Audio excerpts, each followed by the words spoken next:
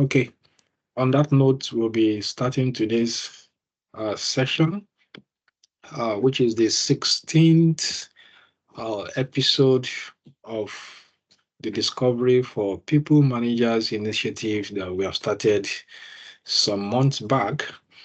And essentially, before we go into today's discussion and facilitation, just a quick recap of what the series has been or what engendered the series in the first place, as we originally brought to our knowledge at the beginning of the whole section, especially at the pilot stage. So it is a deliberate response to a particular gap we have discovered in terms of data analytics adoption and in the system in general, especially when it comes to um, the workforce team. We've realized that in today's reality, data is in abundance and a lot of investment is made into data infrastructure.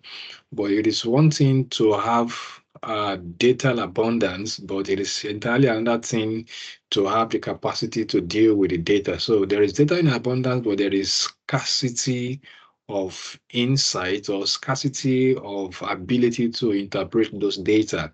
And that created a particular problem, which we called workforce analytics adoption gap. And to address workforce analytics adoption gap, we had to create what we call workforce analytics adoption framework, which is WAAF. So that's exactly the primary rationale behind the different section we've been facilitating to build the capacity of as many people that are interested, especially people who are leading one team or the other. And it is a 6-step framework, second of which we are currently working on, which talks about the interpretation capability. When you are faced with data, when you are exposed with data, when you have to do one or two things with data, how much capacity have you built or have you gotten in your own self to deal with that data constructively and be able to interact with whatever dashboard that is brought your way and draw out insights and get more familiar with data analytics adoption? And it is broken into these 4 sub layers, as you can see under layer 2. Layer 1 is essentially talking about data infrastructure, which is given. This is where the investment is made in general in most of the companies and organizations that we see around. So they do a lot of accurate workforce data set, clear metric definition, ownership of reporting system, and reliable update cycle. But more often than not, there is no ability to distinguish correlation from causation. There is no ability to interpret trends responsibly, and there is probably no ability to understand metric limitations. Also, no capacity to ask structured follow-up questions, even when analysts eventually present their findings in form of dashboard. And in the long run, these are the people that will take decisions about how the organization is to progress or the next line of action they are to take. But if they do not have all of this ability to interact and query and extract more information from the dashboard, either the one they probably create themselves or the one presented to them by analysts, eventually all the investment made in this number one for data infrastructure will not make too much sense. And that's exactly why we came up with this initiative called Workforce Analytics Adoption Framework, which is expected to deal with workforce analytics adoption gap. And that's exactly what we've been working on all along. So back to the comprehensive curriculum we have been following for the past more than 7, 8 sessions now. So last week, we dealt with figuring out how data is gotten from different sources. We've mentioned all the sources, maybe not necessarily all, at least we've mentioned a number of the sources that are common from where data naturally uh, gets to be presented from. And we've also spoken about the situation where your client does not give you data, or if you figure out a project yourself coming from a particular questions you want answered, but you probably do not see answer to it, then that becomes a question still lingering. Then in providing answer to that questions, you make a project out of it and you start thinking of, okay, where do I see relevant information that I can work on to get me answer to this question? So those relevant information are in no other thing than inside data. So you start looking for data to lay your hand on and analyze to provide answer to the question in your mind. More often than not, as we discussed, those data you are looking for may not come just from one source. You may have to combine two or more sources together to have a fair amount of data that you need to analyze. And those sources could be of different origin, and you have to find a way of linking them together. So we took our time in the last class, in the last section, to see how we could link those data sources together, have a single data point or data set that you are now working on. And if anything changes in the data sources you have linked together, it will have a reflection in the final single data set you have called from those data, because they are already linked and they can be worked upon live, and you can choose to do it uh, offline too. But whenever you try to refresh or link up again, everything gets updated and you have a current or an up-to-date view of what the data is saying or doing. So we did all of that last class, then we'll continue from there today. Just want to land on that page.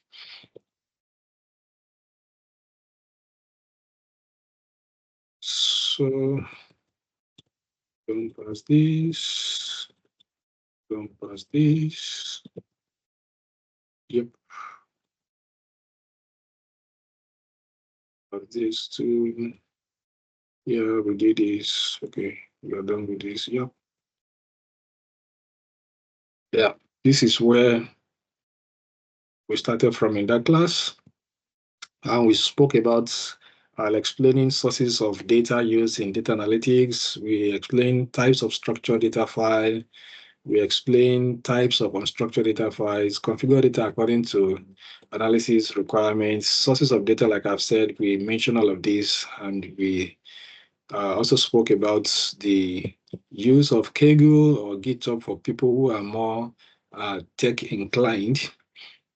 Then also how to select relevant data, attempts to determine the type of data that you need, and finding a source, selecting the data that will provide insight into your original business question.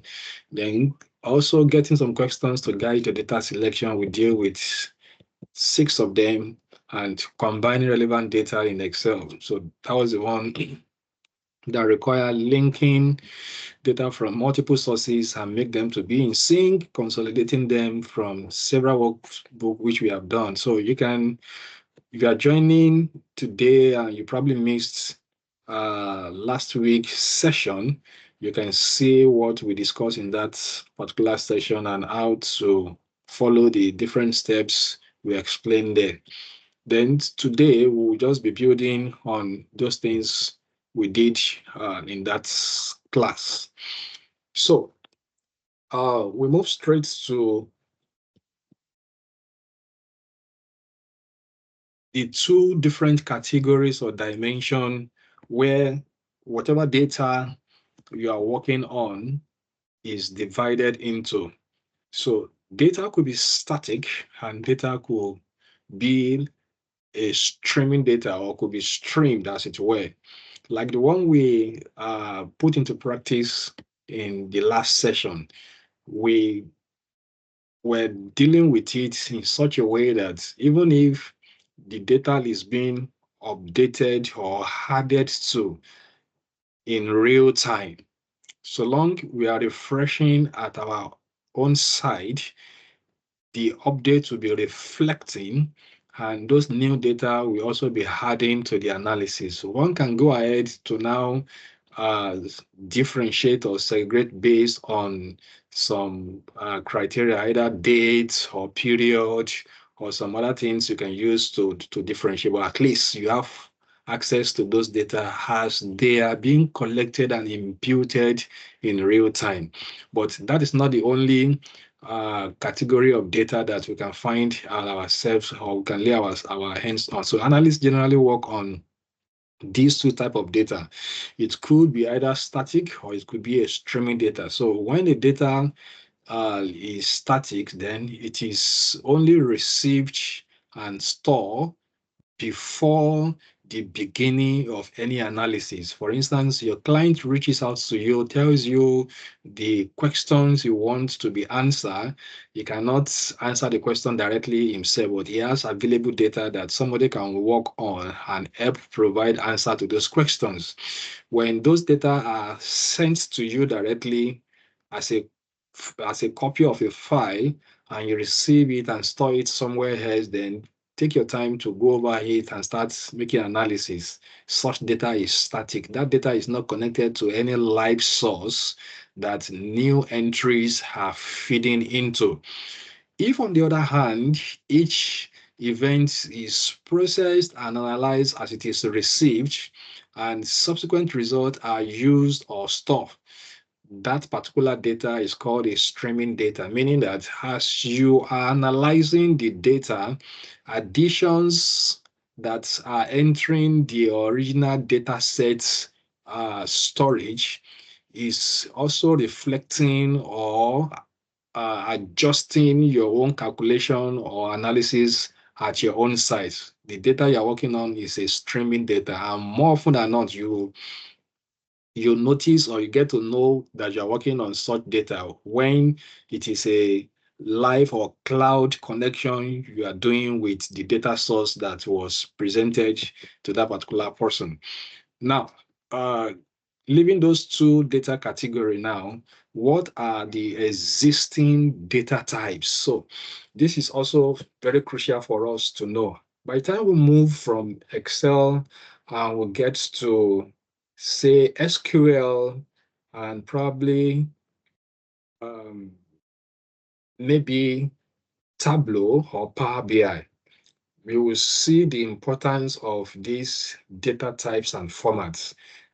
And that is why it is very crucial we have the basic understanding of what it is now, because at that level, any slight mistake in not specifying correctly the format of your data for a particular variable to be imputed in a particular data point or cell, that particular entry you are trying to work on will not work. It will return error back to you because those databases are called structured databases or relational databases that are already predefined with the type of data that can go into a particular column depending on what specifications have been originally written for them and how their format are supposed to be.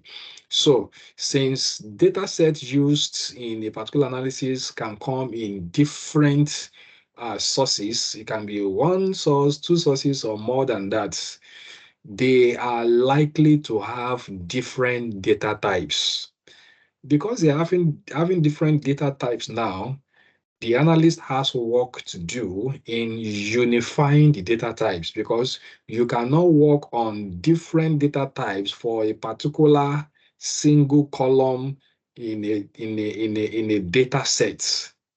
it will not work because your analysis cannot pull out anything meaningful because all the entries in that column, they have different data types. So when you are trying to sort or filter or query out something from that column, you will only be able to pull out a miniature fraction of it based on the ones that align with the data type you are pulling. The rest that don't have similar data type will not obey that command.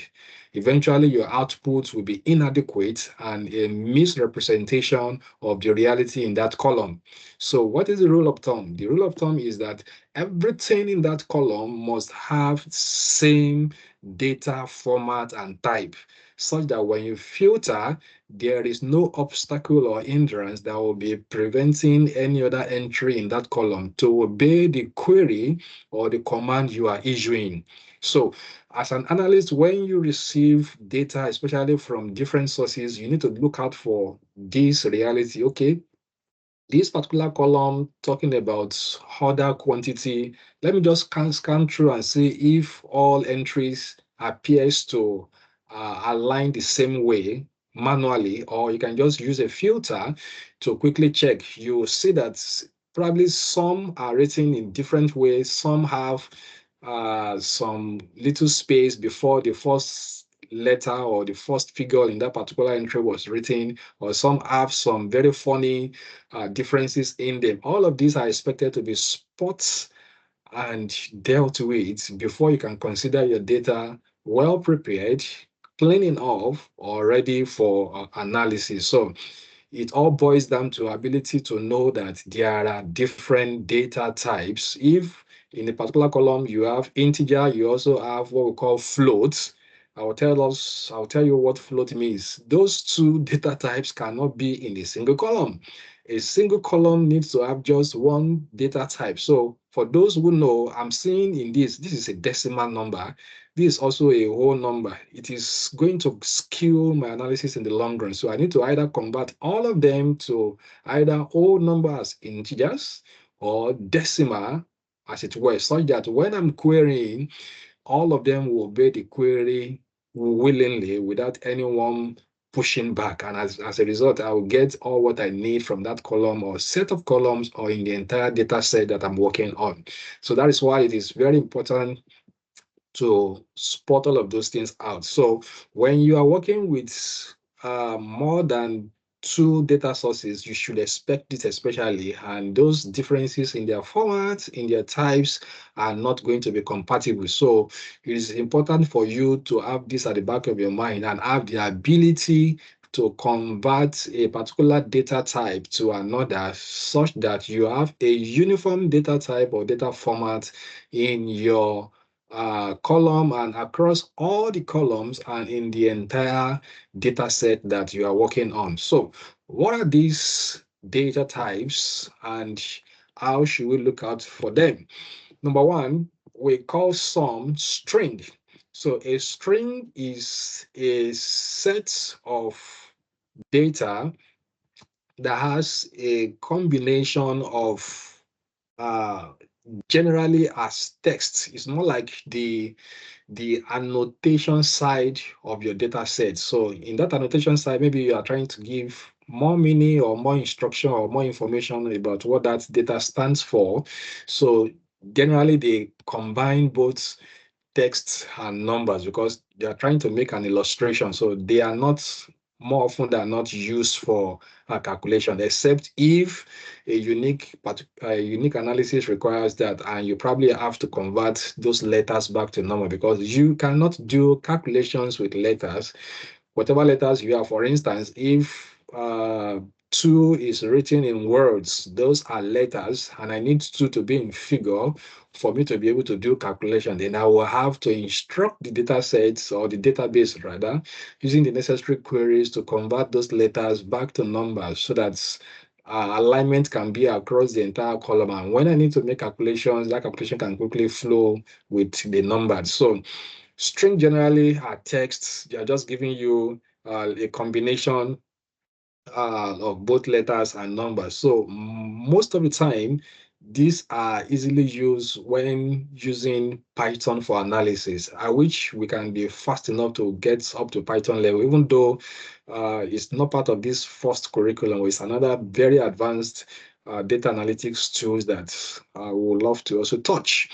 So that string contains letters and numbers just for some description and all that, but in some unique occasion where they also need to be part of calculation, then necessarily the analyst has got to convert those letters to numbers before any calculation can ever take place, or else there is no computation that can happen with letters. So next set of data type is what we call integers.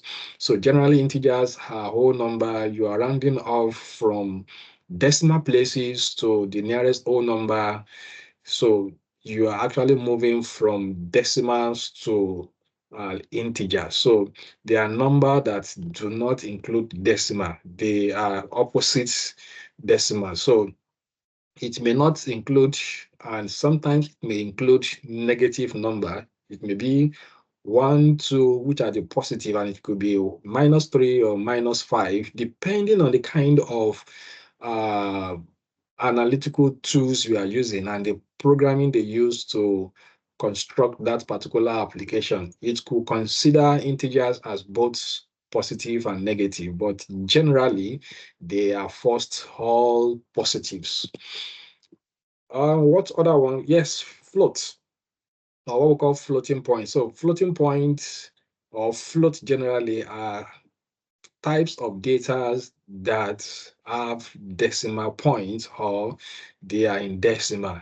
3.21, 4.19, 0.22, 7.35, and all that. So those are decimal. So in data analysis, they are called floats. So when you see a decimal number, you call it floats. And the reason is because applications that are used to build data analytics tools, they only understand these terminologies I'm mentioning.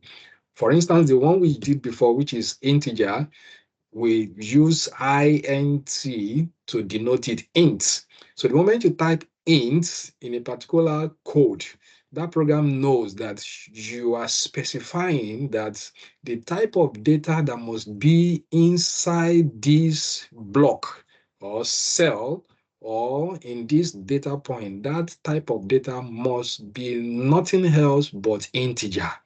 So when a particular user or a data clerk is imputing data, and on that particular column that has been predefined to be integer, he or she is now putting string. String is denoted as str. He or she is now putting a string.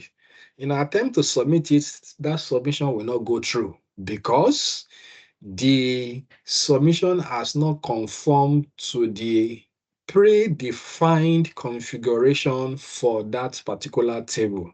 And that's the beauty of what we call structured data or structured database, which is otherwise known as relational database.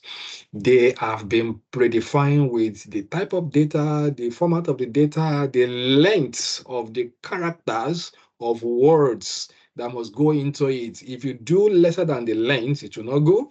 If you do more than it, it will not go, depending on what specific instruction has been passed. So when entering any input into such databases, it's very important that whoever is doing it follows the instruction that has already been previously defined. And that is when such form can be submitted successfully without any issue. And when an analyst is also now querying from that database, you must also follow that process equally to be able to retrieve anything meaningful from the database.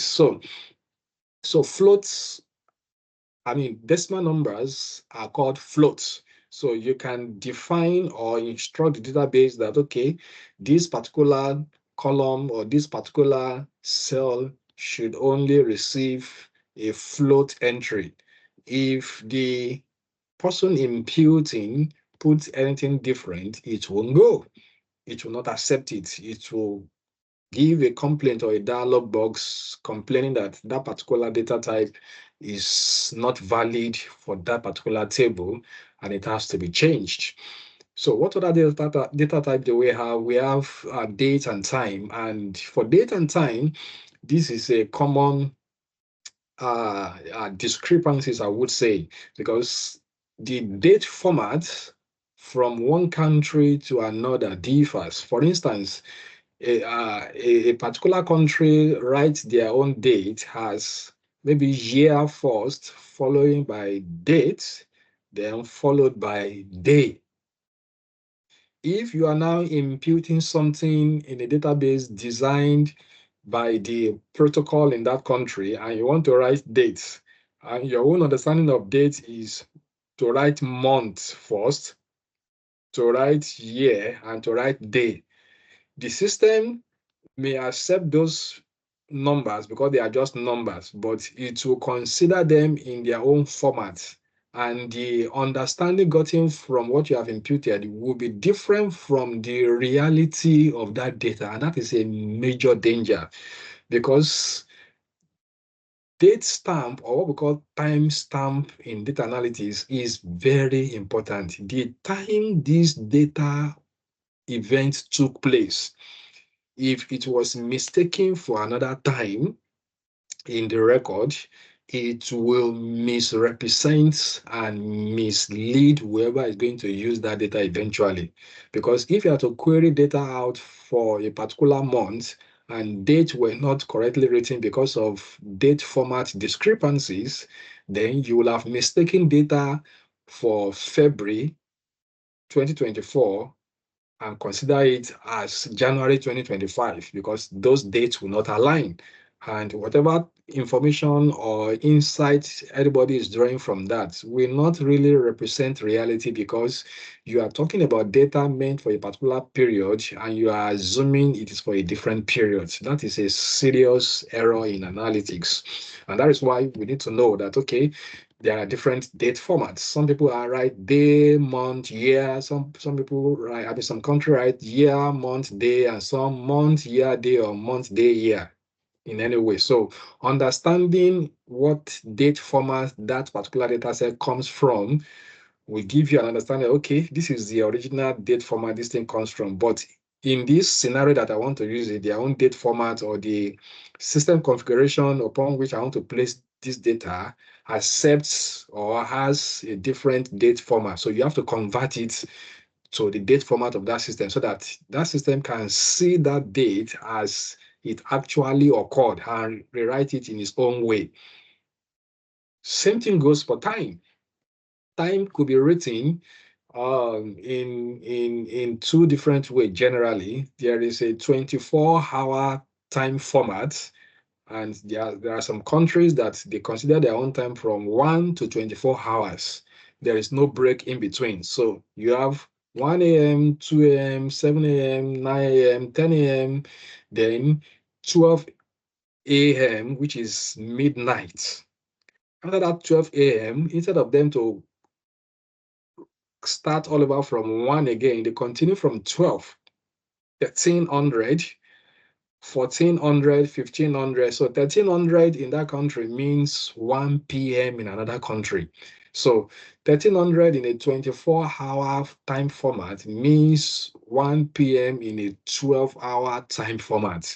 So that realization will necessitate an analyst to quickly let that time formats in his data to conform or align with the time formats in the country or scenario he wants to use it so that those time can be accurate. So if it is written as 1300 from the source from where I called it from, but I want to use it here and the stakeholders to which I want to present this data really don't um, use 1300, do you understand 1 p.m.? Then I just convert it to 1 p.m. Simple, so that it can align well. Or if the tool I'm using has a time format which is 12 hourly, but I got this data from a 24 hourly format, then I have to make sure the system converts it to 12 hourly format and it is still exactly the same period the 24 hours is saying that the 12 hours has used it for. Nothing has changed, only that different formats and the same thing or the same time the event took place is the same time it's being written at, even though it is written in a different way. No problem. So these are extremely essential. Timestamp in data is very crucial. So you don't want data type formats or data arrangements to skew the whole process, and the essence of the analysis is eventually lost. Okay, what other type of data? We have Boolean data. So these are just the type of data used for either the situation is true or false in a process, or in a situation where you are doing maybe sentiment analysis. You want to get some comments, and the comment is just direct, just to choose either from either of it of two things. You are either saying yes, or you are saying no, or you are saying true, or you are saying false. So such data is called uh, a Boolean data. So how do we define data in structured file, as I've mentioned in passing earlier?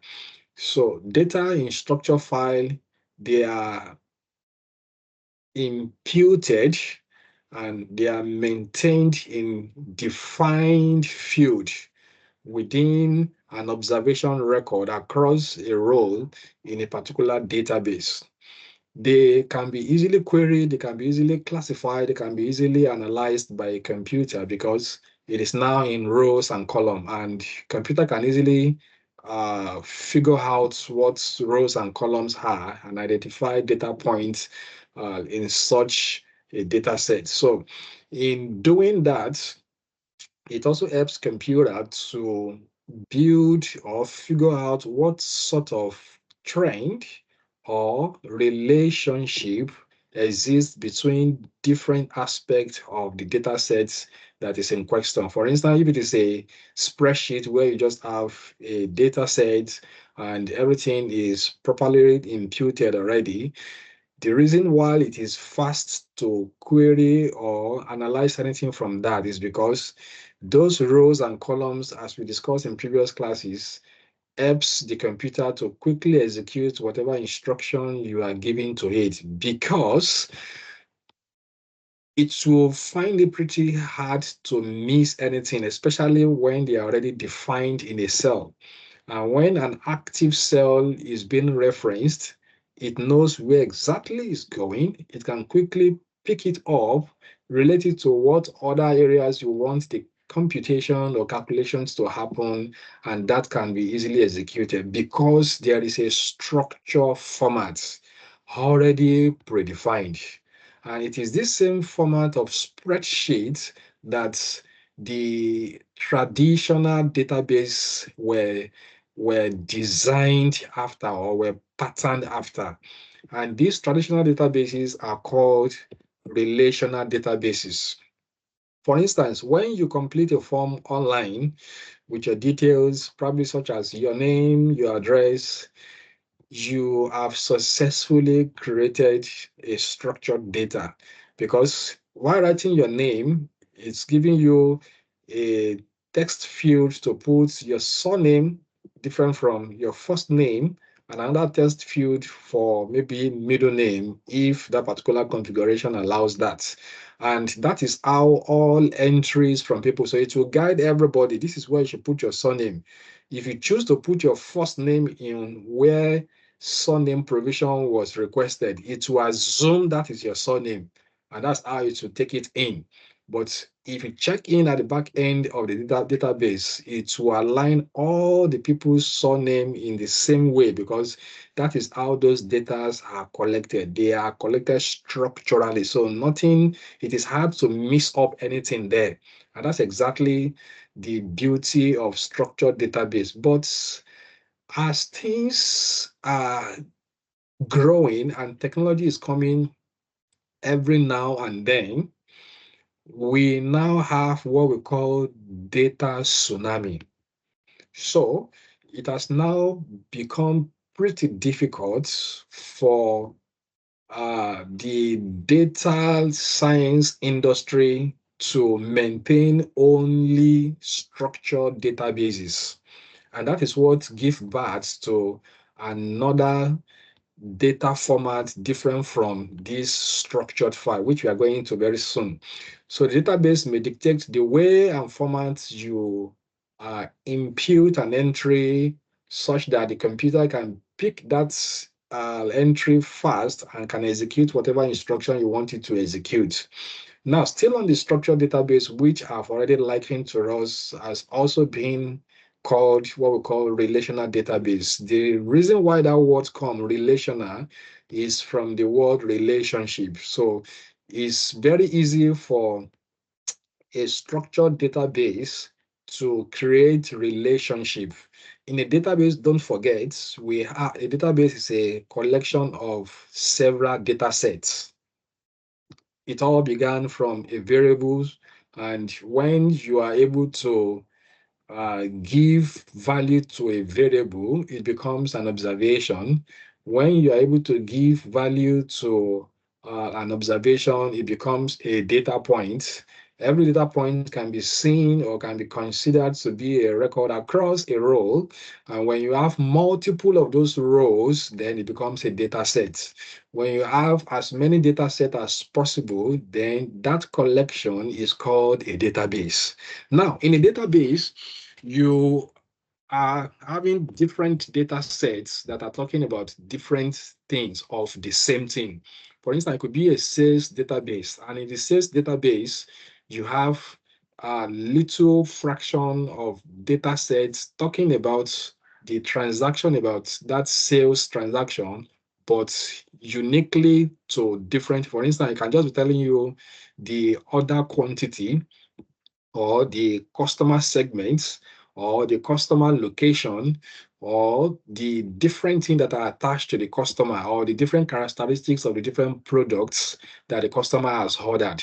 All of these are represented with small data sets inside the database that are linked together logically by the predefined programming of the database in question. And what is linking them together that makes the relationship to be fast? And when you query anything out of the database, what is linking them together is what we call primary key in data analysis. Primary key is the most important variable in a particular data set, which if you know it, it will help you pull out every other thing in that data set. For instance, now look at this small data set that is named jobs. Under that jobs, we have four other columns that are job ID, column A, job title, column B, meaning salary, uh, column C, minimum salary, column C, then maximum salary, column D. All I need to pull out all of these other columns is just a single primary key, which if I have it, I will pull out the rest. And that primary key is the very first one written there, and it's called job ID. So long I know the job ID of any particular job I want to look at, what I need is that job ID. It's more like what we call the job reference number. Without job reference number, if you just type it into the database, it will pull out what the job title is. It will also pull out for you the minimum salary for that job title. It will equally pull out for you the maximum salary for that job title. In the same way, if you check this particular figure I'm showing you, you see that this job data set is linked to employee data sets. Now, before somebody becomes an employee, he must have gone ahead to respond to job adverts. And that's what we just treated. And in the job advert, the most important thing in that job advert is the job reference number. In this case, we call it job ID. So, but there is an employee that is going after that to deal with that. Now, that job advert data set is linked to this employee data set. Now, the employee has employee ID, the first name of the employee, the last name of the employee. Of course, the employee has email, has phone number, there's an hire date if the person eventually gets hired. Yes, he's been hired. That's why it's even called employee. But as at the job data set level, the person is just a job applicant or just a job, just a candidate. But going through the job application process and eventually satisfying all the conditions, the person becomes an employee. Now, an employee has employee ID, first name, second name, first name, last name, the email address, phone number, hire dates, job ID, salary, manager ID, and department ID. Can you now see that there is just one thing that is linking the job advert data set with the employee data set? I know you can guess. Maybe I should check. Can you guess for me what is linking the two?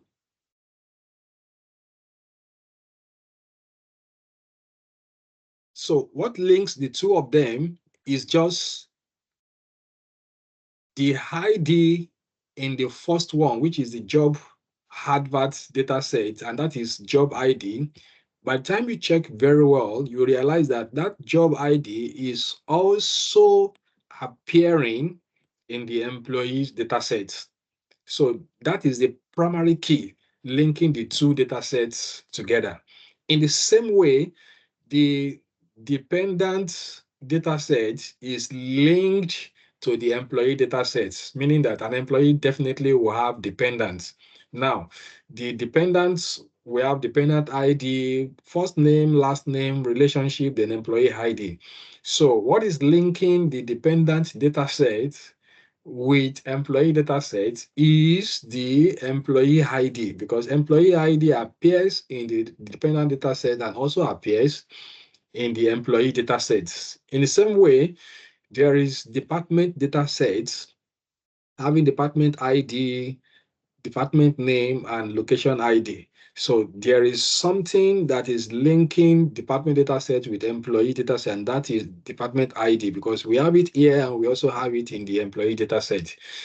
In the same way, the department data set is linked with location data set, and the linking point is the location ID. In the same way, location data set is linked to country, and the linking point is the country ID, which is appearing in location data set and also appearing in the country data set.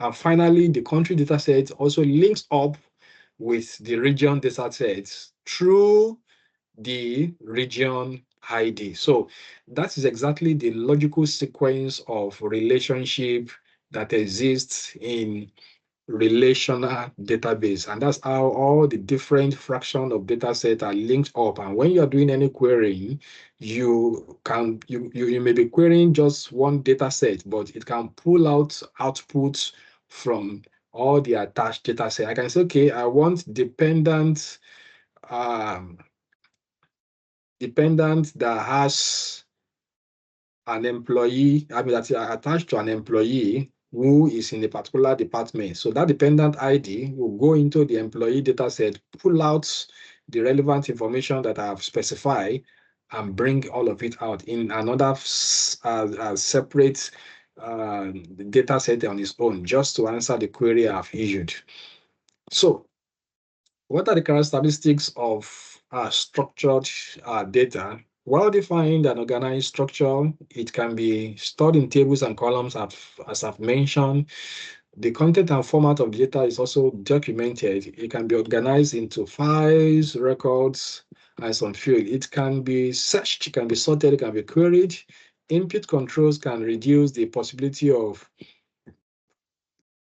invalid data because there are controls already in place. So you can have less of invalid data because everybody is forced to conform to the predefined specification that has already been issued.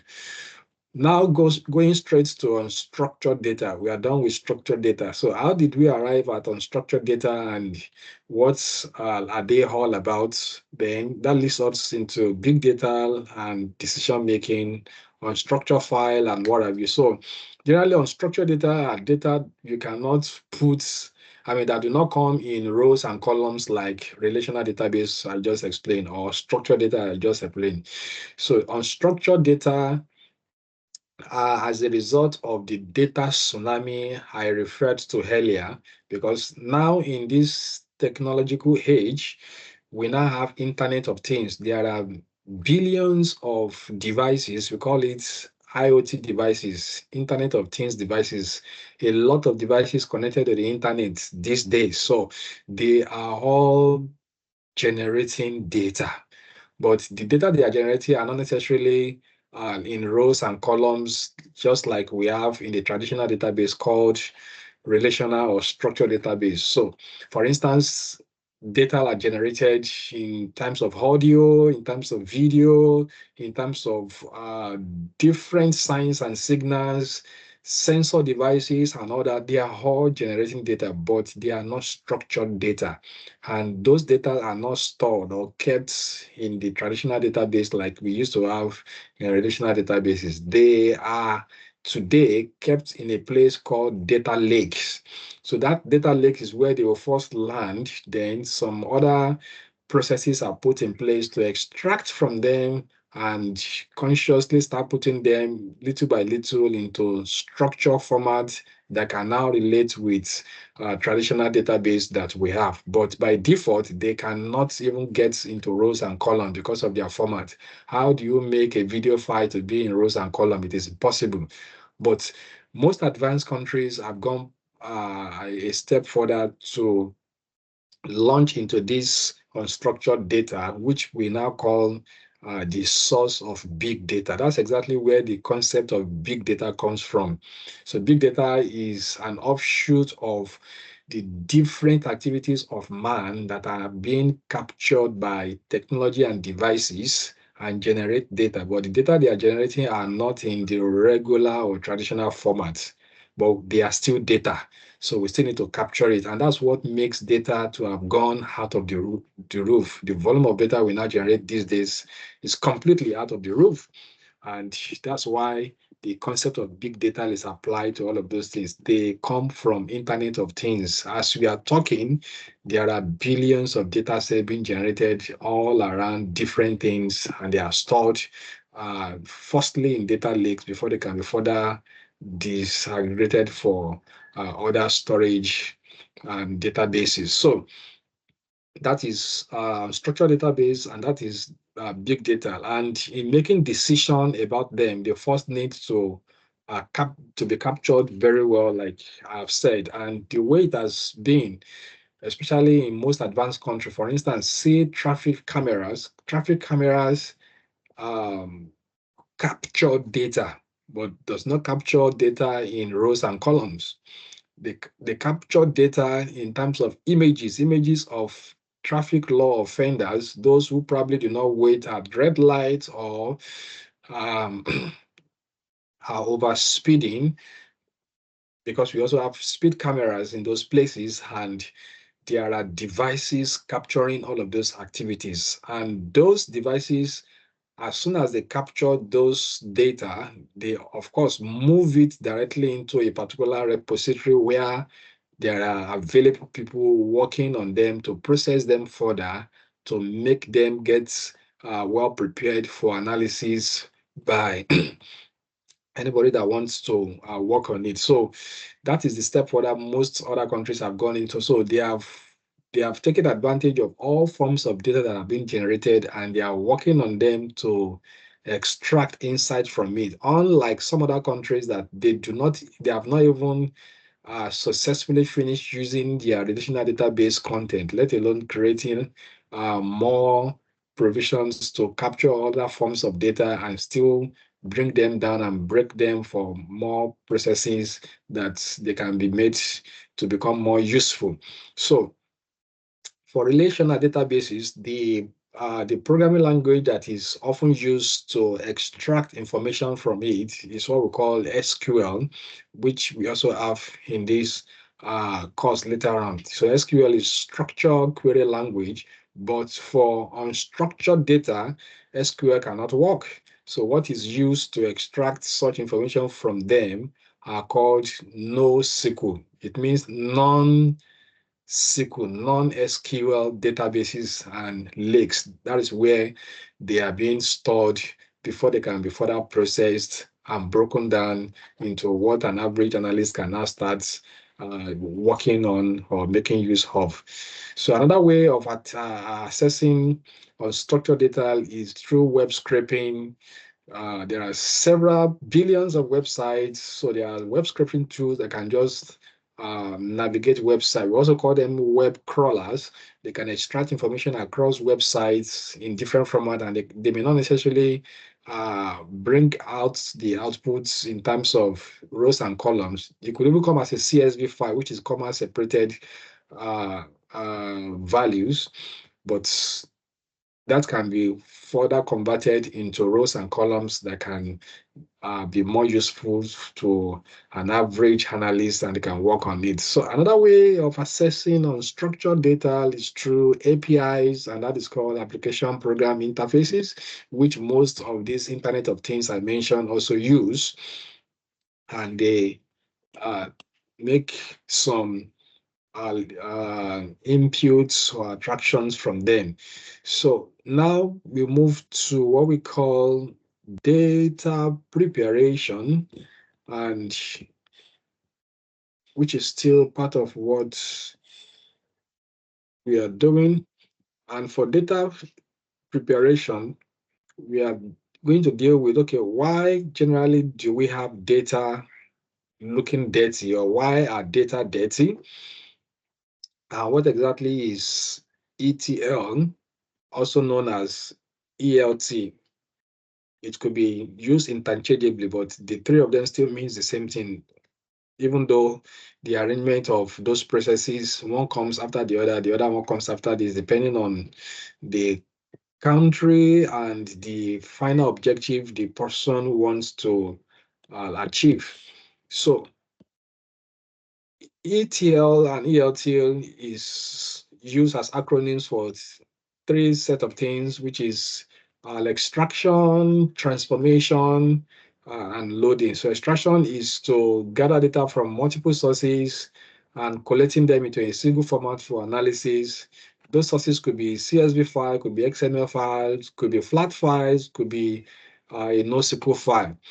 And to transform is to take a step further on those data sources and make them compatible with the final uh, target database or destination that you want the data to go.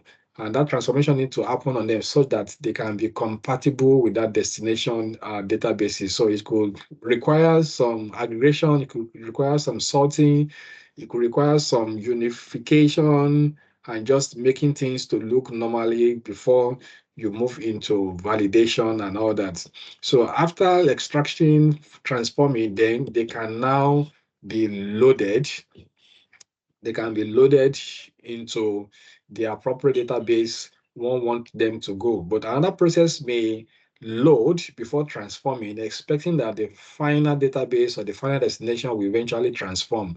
But the general rule of thumb is such that when you extract, it's easier to work on it in terms of transformation before loading. So the moment you have loaded, there is a conformity already, and analysis can just begin therefrom.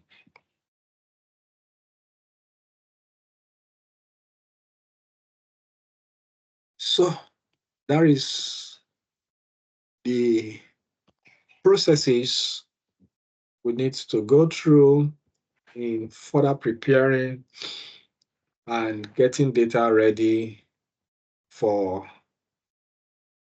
analysis. And what makes this very important is such that no matter the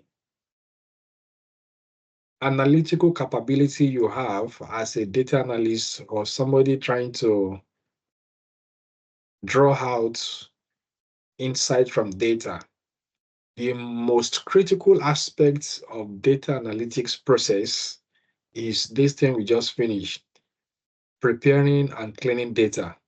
Because every item of dirtiness renders your data useless.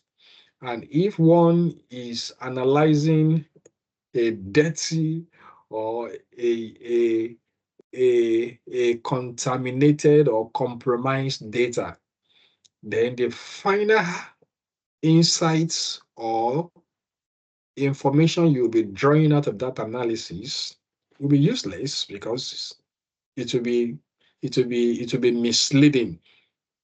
But the bulk of work needed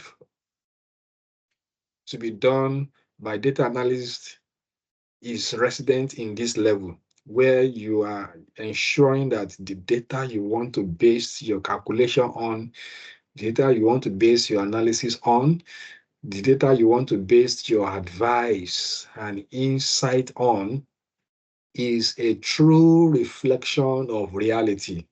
It is free of every impediments. It is free of anything that can skew the whole process. Then, if you have successfully done that, whatever analysis you are eventually doing therefrom will make sense, and whatever advice or uh, uh, um, progress steps is being advised from there will actually be effective because the data is clean and pure enough and is representing reality. So we move from here. Next class, we'll take a live data that is dirty. I will source for one data that is very dirty. Then all these processes I have explained theoretically, then we'll put it into practice, trying to clean one step at a time. We have done one project before on data cleaning. Yes, this. We clean this data. This is the clean state now. We started from here. This was the data in its raw state. You can see those things as they were arranged haphazardly.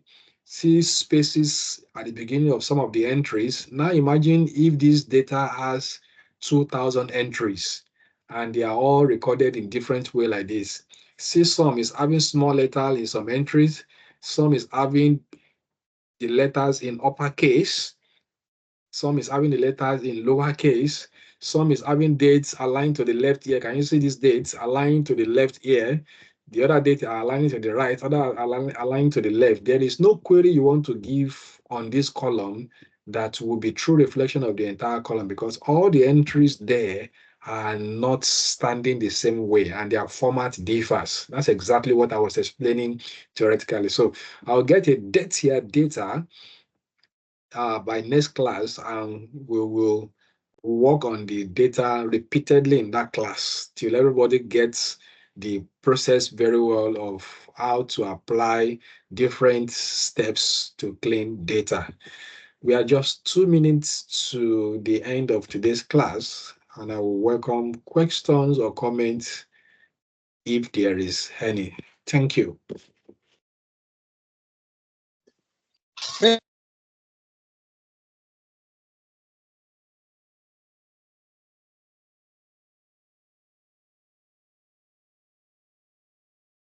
Yes, any question?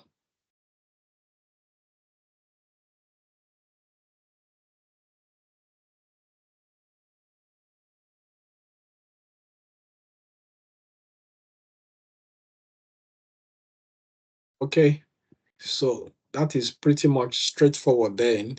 In the absence of no question, are we okay to call it a class? Then we'll meet next class for the practical data cleaning process with a very dirty data. Then we can move ahead from there. Thank you. Thank you everyone for your time.